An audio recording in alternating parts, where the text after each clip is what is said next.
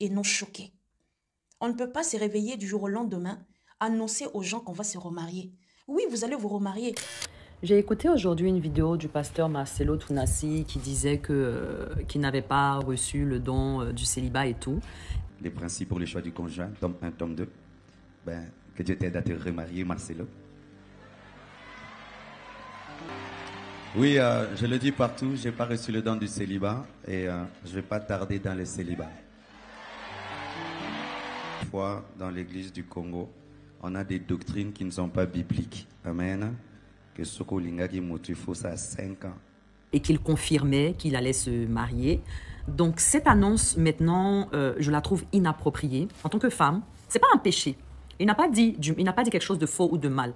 Mais en tant que femme et en tant que mère, j'ai eu un pincement au cœur en entendant un homme qui vient à peine d'enterrer sa femme. Je pense pas que ça vaut déjà 4 mois, je pense peut-être 3 ou 4.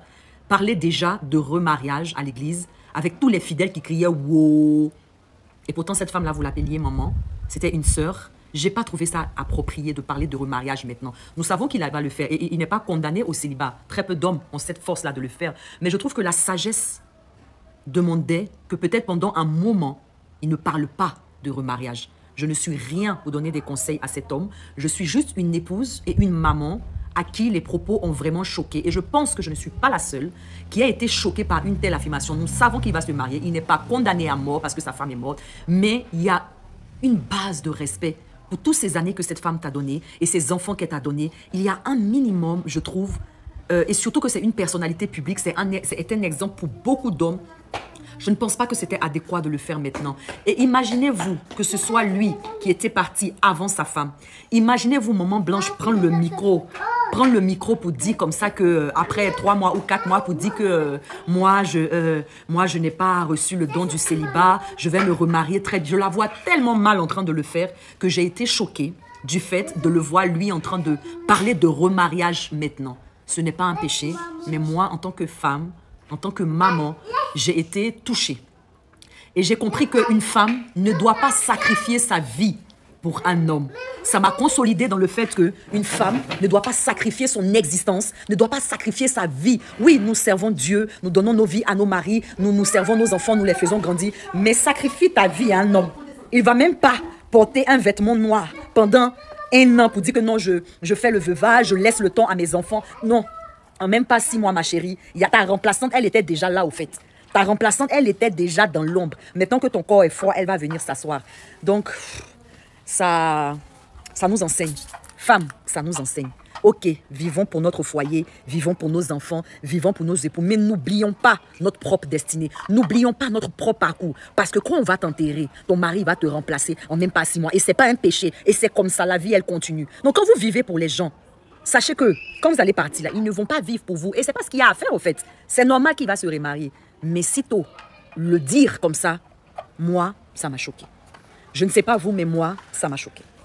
On ne peut pas servir Dieu pour faire plaisir aux hommes. On ne sert pas Dieu pour que les gens deviennent fanatiques de ta personne. Si Dieu t'a choisi pour que tu sois son serviteur, c'est au travers de ta bouche qu'il a choisi pour parler et édifier ses enfants.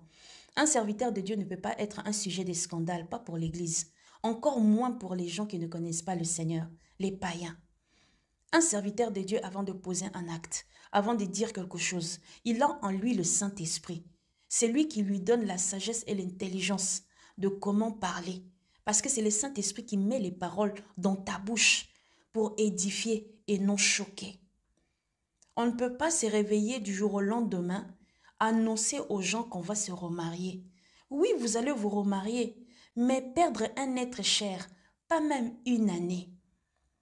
Quelqu'un qui a partagé autant d'années de ta vie. La personne avec qui vous avez eu des enfants. Cette femme, elle est partie, pas parce que vous êtes divorcés. Elle est partie parce que la volonté de Dieu a choisi qu'elle parte.